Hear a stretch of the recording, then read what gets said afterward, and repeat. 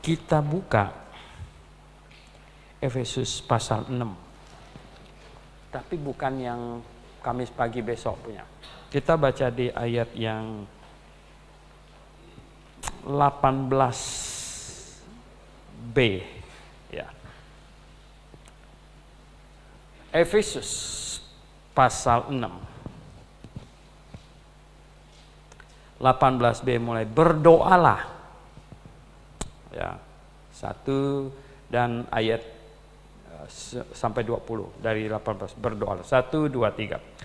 Berdoalah setiap waktu di dalam roh dan berjaga-jagalah di dalam doamu itu dengan permohonan yang tak putus-putusnya untuk segala orang kudus, juga untuk aku, supaya kepadaku jika aku membuka mulutku dikaruniakan perkataan yang benar, agar dengan keberanian aku memberitakan rahasia Injil yang kulayani sebagai utusan yang dipenjarakan.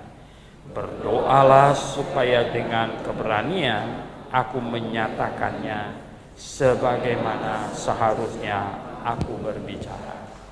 Kita berdoa. Tuhan, terima kasih untuk firman-Mu yang sudah kami baca. Mohon hikmat-Mu, mohon pimpinan-Mu agar kami memahaminya sebaik-baiknya untuk hidup kami, untuk pertumbuhan iman kami, untuk kami semakin mengasihi-Mu Tuhan. Dalam nama Tuhan Yesus kami berdoa. Amin. Yang saya mau tekankan malam ini adalah permintaan Rasul Paulus yang katanya, berdoalah juga untuk aku, ya. Berdoalah ya, juga untuk aku, juga untuk aku. Berdoalah juga untuk aku, kata Paulus. Ayat 19. Supaya kepadaku, jika aku membuka mulutku,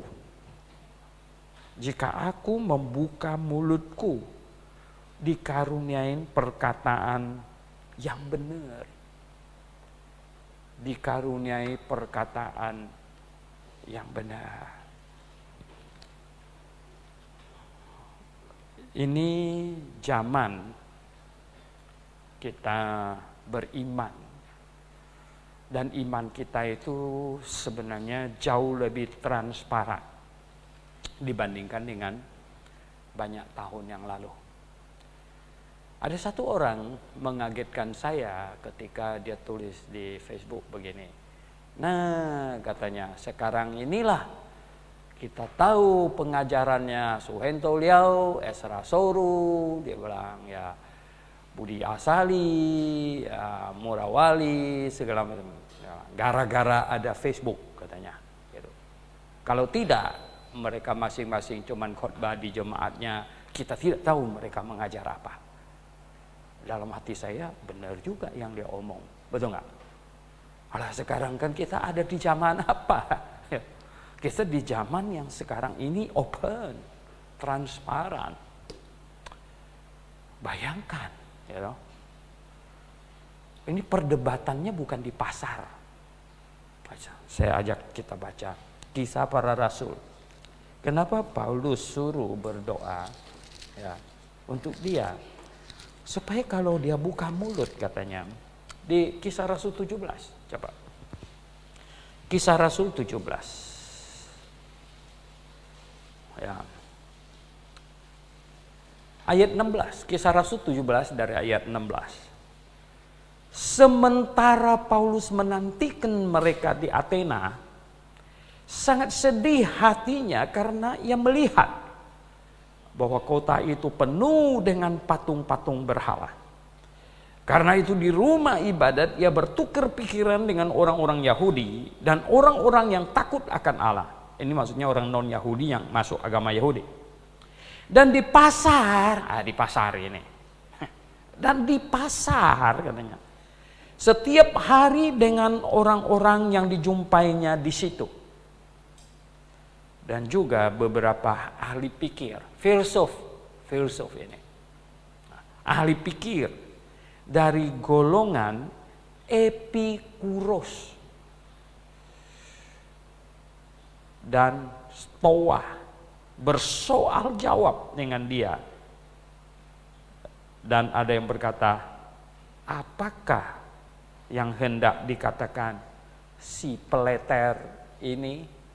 Oke, boleh teruskan panjang sekali. Akhirnya khotbah dia di Areopagus. Saudara yang saya kasih dalam Tuhan, ini hebat sekali. Paulus, Paulus ini debater zaman dulu, ya, luar biasa. Saudara yang saya kasih dalam Tuhan, iman kekristenan adalah iman yang menjunjung tinggi akal budi, akal sehat, akal budi. Banyak orang gagal memperhatikan perbedaan antara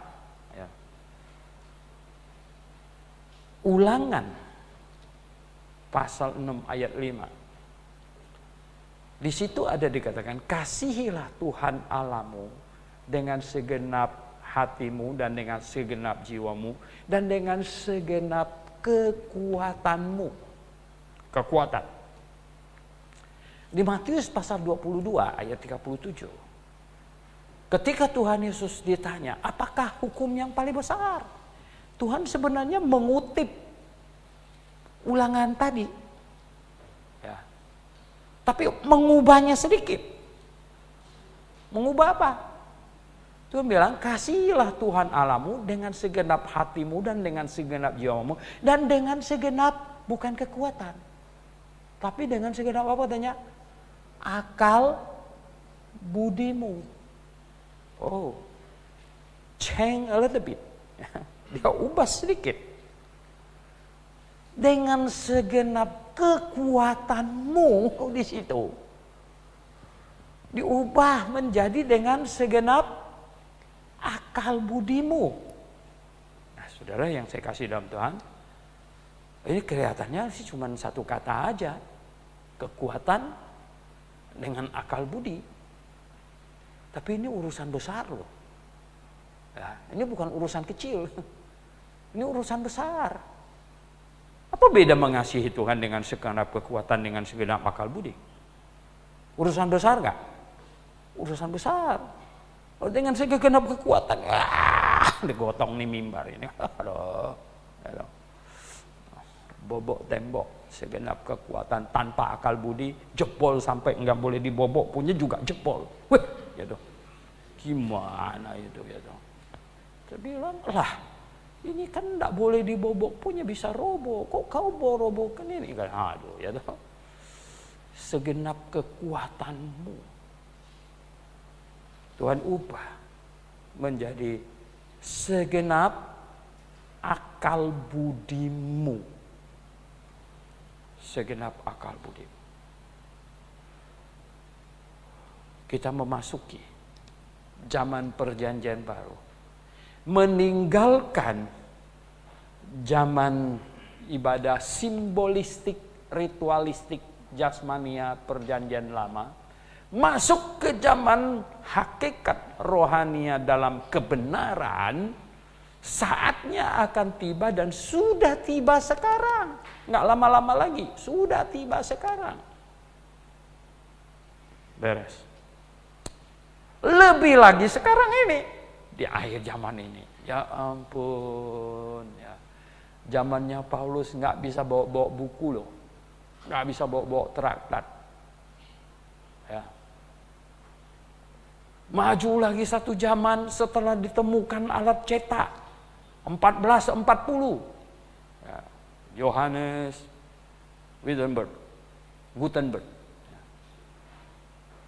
Menemukan mesin cetak. Akhirnya kita bawa buku. Paulus nggak bawa buku, dia debat di pasar. Si Peleter itu. Kita bawa buku. Sekarang kita memasuki satu zaman tinggalkan buku. Bawa HP. Bawa HP sekarang. Ya nggak? HP saya ketinggalan. Kita bawa HP. Satu zaman lebih maju lagi, saudara. Wow. Hebat nggak? Ya, hebat ini. Tetapi katanya apa? Ya. Kita bersoal jawab. Mestinya ada di bawah, mereka bisa ambil punya di lantai 1 gitu ya.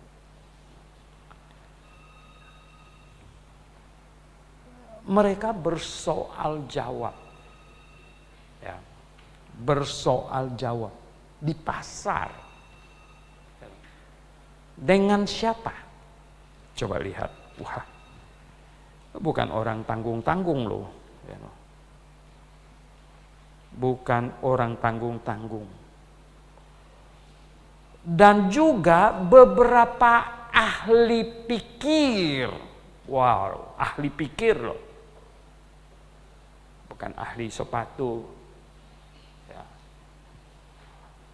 Ahli bangunan. Ahli pikir ini. Paulus hadapi. Dari golongan Epikuros. Ini para filsuf Epikuros. Tahu nggak Epikuros itu siapa? Epikuros itu adalah filsafat ya, yang mengejar kepuasan hidup. Slogan mereka adalah apa? Pleasure is the goal of life. Pokoknya hidup senang. Di sana senang, di sini senang, ya loh. Di mana-mana hatiku senang. Ya. Itu filsuf yang mengejar kesenangan hidup. Dan stoa. Bukan toa, kalau toa itu yang speaker. Ini stoa. Stoa ini kelompok siapa ini? Ini sekarang ini banyak orang stoa. Living harmony with nature. Jadi, living harmony with nature artinya ini hidup berdamai dengan alam. Wah, sekarang ini ya toh. Ini para ini greenhouse lah, wah, lestari alam lah, binatang lah. Ini kelompok stoa. Saudara yang saya kasih dalam Tuhan. Wah, ini pemikir ulung. Paulus hadapin mereka. Bersoal jawab. Pasti dengan penuh kasih.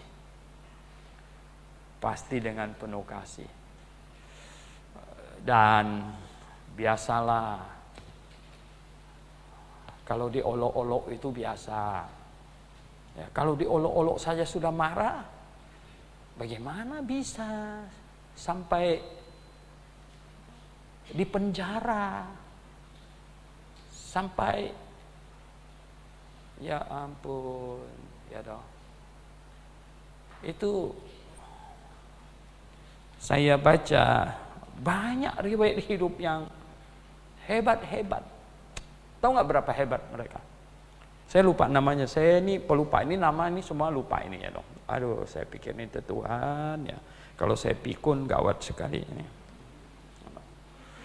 Nama orang saya lupa semua. Saya baca satu riwayat hidup di This Day in Baptist History. Ya. Kalau nggak salah mereka berempat ditangkap, ya toh. Kemudian dia dilepaskan, dia pulang. Ya. Dan dia pulang sampai di rumah, istrinya bilang apa? Loh, kamu diperbolehkan pulang? Iya. Teman-teman kamu masih di dalam penjara loh. Hah? Dia bilang. Dia balik menyerahkan diri lagi. Mana ada orang baptis? Di dunia tidak ada orang Kristen macam begitu. Betul nggak? Sampai kepala penjara tuh bingung. Ya. Ini orang sudah dilepas suruh pulang. Sampai di rumah, dia dengar dari istrinya cuma dia yang dilepas, teman yang lain dikurung. Dia enggak, dia balik lagi menyerahkan diri. Pulang. Saudara yang saya kasih dalam Tuhan, itu hebatnya orang Kristen lahir baru. Itu hebatnya. Nah, yang membuat saya terpukau, ya, terharu, tergerak hati, dan menjadi orang baptis, dan menjunjung tinggi doktrin orang baptis, Anabaptis, adalah bukan cuman doktrin mereka, sistematika dan apa yang mereka junjung tinggi, tetapi kehidupan mereka membuktikan mereka sungguh-sungguh orang Kristen lahir baru. Dan mengapa mereka bisa lahir baru? Karena pengajarannya benar. Saudara yang saya kasih dalam Tuhan, hari ini kita harus bisa berargumentasi seperti Rasul Paulus menghadapi filsuf-filsuf. Betul nggak? Calvinis itu filsuf, ya. Calvinisme itu apa? Filsafat. Jadi kita berhadapan dengan filsuf, ya, Epikuros, Stoa, Calvinism, macam-macam. Oh, kita berhadapan dengan filsuf, saudara.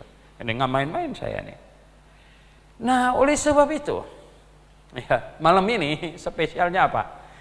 Ingat tadi permintaan Rasul Paulus itu apa katanya? Berdoalah juga untuk aku. Supaya apa? Setiap kali kalau aku buka mulut, ya, aku katanya apa? Bisa menyampaikan kata-kata yang benar. Ya, mana tadi tepatnya? Ini. Membuka mulutku dikaruniain perkataan yang benar. Waduh, dikaruniain perkataan yang benar. Saudara yang saya kasih dalam Tuhan Yesus. Ini zaman transparan. Ya. Asal kamu bisa berargumentasi, sampaikanlah dengan argumentasi yang logis, ada ayat Alkitabnya, sehebat-hebatnya, dan itu akan terpaparkan. Akan seperti dibuka gitu. Lihatlah. Buka. Lihatlah.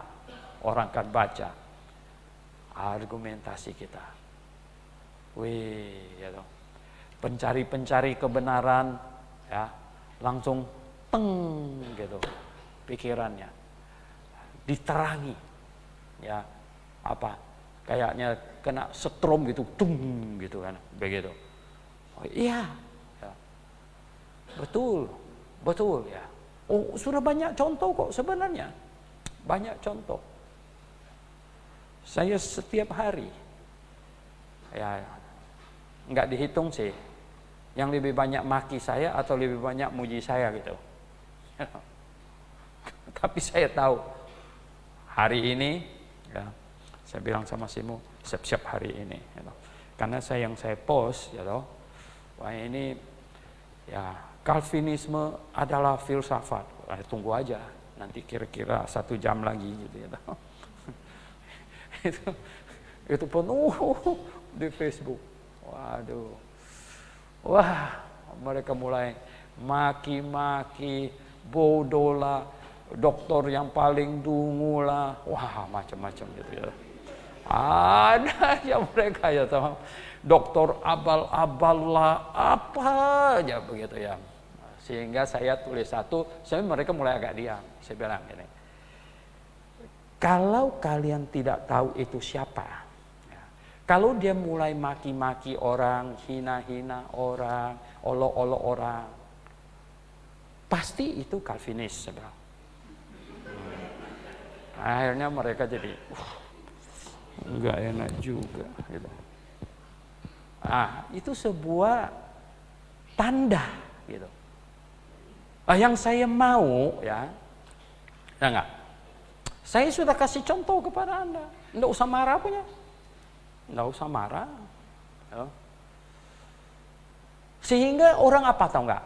Yang kalem, tidak pakai marah, hanya berargumentasi, itu dari mana? Dari GBIA punya. Jadi kita dapat julukan. Bisa begitu? Enggak boleh marah. Senyum saja. Lah cuman kata-kata kok di handphone, betul nggak? Belum ada yang datang tempeleng kita kan? Gitu. Belum ada. Cuma kata-kata, saya mana ketawa sekali ya toh. Ya nggak? Wah, saya bilang, bagaimana kalian bisa berkata bahwa kalian lahir baru? Lihatlah kata-kata yang kalian ucapkan. Saya bilang. Tidak ada tanda-tanda orang lahir baru. Nah kalau tidak lahir baru, saya bilang, apa penyebabnya? Ya teologinya ngaco. Tidak benar. Karena teologinya salah, ya tidak bisa membuat orang lahir baru. Orang tidak lahir baru, saya bilang, kata-katanya kotor terus. Maki-maki orang, olok-olok orang, segala macam. Nah ini kita nggak boleh. Kita nggak boleh. Berdoalah juga untukku. Ya. Supaya setiap kali kalau aku membuka mulutku, dikaruniai perkataan yang benar. Sekarang bukan buka mulut. Tapi apa? Setiap kali saya goyang-goyang jari saya, gitu. Dikaruniai ya hikmat supaya kata-katanya benar gitu. Ya dong. Nah, ada satu bapak dia bilang, wah, jangan ada yang bilang saya bodoh dan lain-lain sebagainya. Saya bilang tidak ada. Dia bilang, saya bilang sebenarnya gini, tidak perlu kita bilang orang bodoh itu bodoh. Karena dia tidak mengerti, dia dibilang bodoh, karena dia memang bodoh. Gitu kan. Jadi kita percuma memarahin orang bodoh itu bodoh, karena dia tidak mengerti. Saya bilang. Kalau dia tidak bodoh, kalau dia pintar, saya bilang, disindir sedikit saja dia sudah tahu. Begitu. Ditanya, sindirannya apa? Saya bilang, udah berapa kali saya tulis, capek deh. Itu sudah cukup, saya bilang gitu. Udah tulis kita ulang-ulang, dia nggak ngerti. Akhirnya saya bilang apa? Capek deh gitu.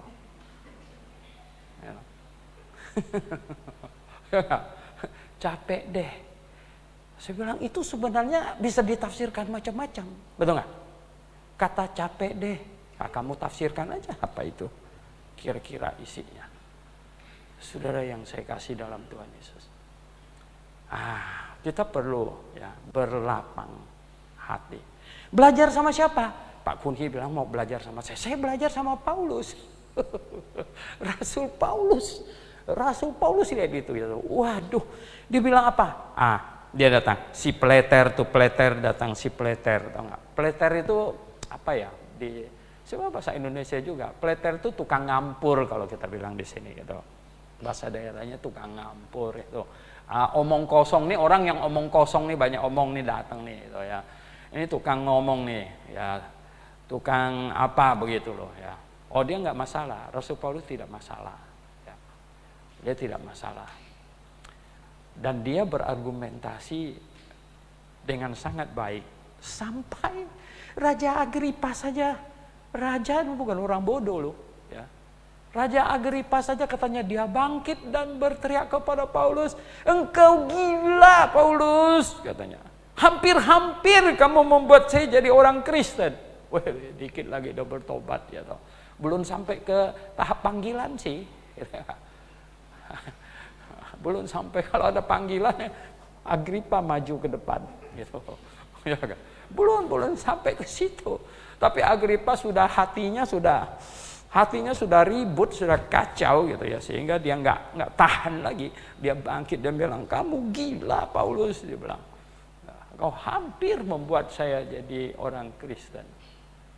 Saudara yang saya kasih dalam Tuhan Yesus. Kita tinggal di zaman medsos. Ya.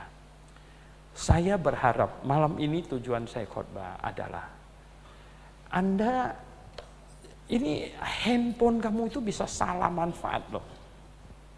Bisa salah. Ya. Bisa membawa efek negatif. Ya ampun, hotline Aspri ke Aspra sampai tengah malam. Waduh, gayanya kayak tidur udah pakai kelambu. Ya enggak? Ditutup pakai selimut, tetapi masih aja. Bisa salah itu. Bisa salah. Dan ada banyak hal yang bisa dijerumuskan oleh handphone. Saya kasih tahu. Enggak usah saya kasih tahu, kamu sudah tahu. Sudah tahu. Ya. Tetapi, ya, ini di zaman medsos. Kalau Anda mau bersaksi, kalau Anda mau ya, berbuat sesuatu dengan fasilitas yang ada, hebat sekali, hebat sekali. Ya. Ada kesaksian dari Indonesia Timur di WA saya. Setiap artikel saya dia post ke grup keluarganya, ke grup sahabatnya, semuanya dia post. Dan banyak orang tanya, kalau dia nggak bisa jawab, dia paste ke saya. Saya jawab, paste ke dia, dan dia paste ke orang itu. Wow, orang itu pasti hebat amat ini ya toh. Ya nggak apa-apa. Ya. Dia paste ke saya jawab paste ke dia, begitu. Wah makanya, aduh, kadang-kadang saya duduk di situ, ya, saya sampai jari saya ini hampir kadang-kadang agak nyilu gitu karena saking banyaknya dia puter-puter di situ. Saudara yang saya kasih dalam Tuhan, kamu bisa lakukan itu. Kamu bisa coba jawab orang. Begini, untuk sampai saya hebat semahir Rasul Paulus berargumentasi, itu tidak muncul dalam satu hari, tidak. Anda harus belajar dan Anda harus belajar menjawab orang. Berargumentasi, singkat-singkat. Tidak usah pakai marah. Dengan bahasa yang cakep. Begitu. Saudara, dan ya itu bisa. Bisa mungkin ya. Kadang-kadang gini. Selain zaman medsos, kita zaman instan, Indomie instan, susu instan, semuanya instan. Kita mau cepat, gitu. Cepat mau lihat hasil. Ya enggak?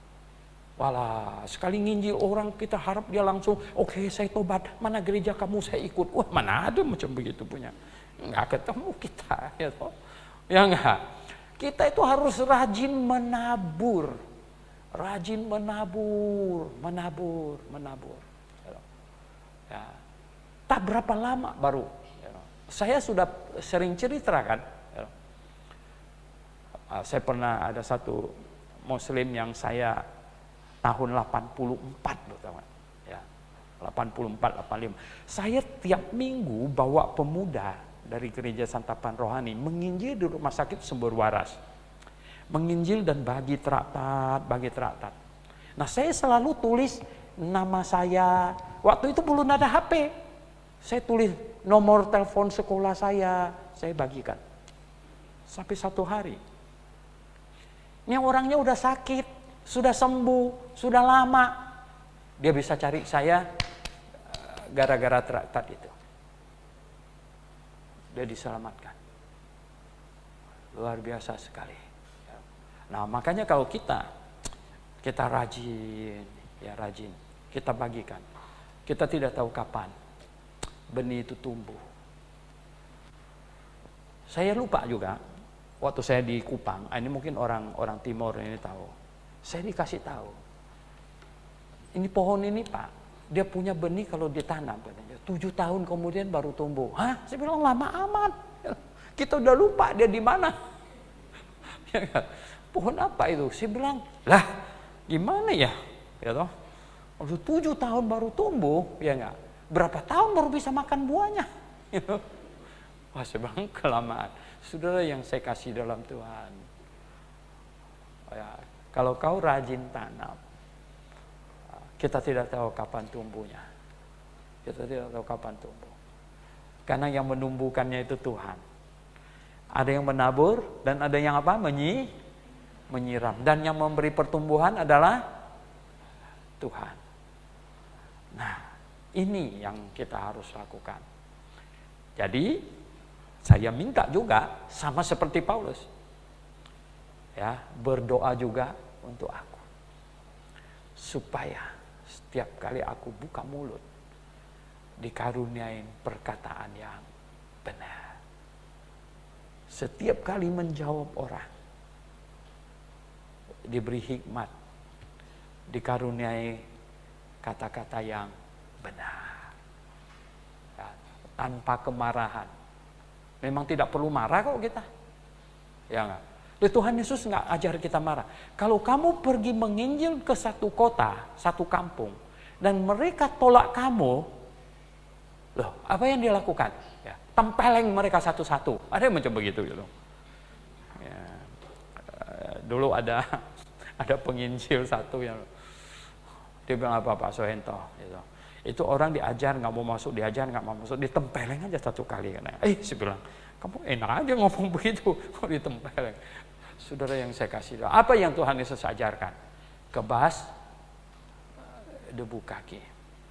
Tuhan Yesus pernah mau menginjil ke kampung Gadara. Udah sampai. Ya. Dihadang sama yang ngerasuk setan. Babi nyemplung. Orang sekampung datang bilang apa? Suruh pergi. Apa Tuhan Yesus apa? Halo? Bayangkan. Pada waktu mereka mau masuk ke kota Samaria, yang katanya dilarang masuk. Apa kata Yohanes sama Yakobus? Turunkan api. Wah, ini murid-murid nih semuanya, ini murid-murid ini berengesan ini ya toh. Enggak, rasanya gimana ya? Kok guru kok ditolak begitu ya enggak? Dibom aja. Ya, pakai itu ya F35 ya toh. Bom aja ya enggak. Begitu kira-kira ini ya toh. Kadang-kadang kan murid lebih enggak sabaran.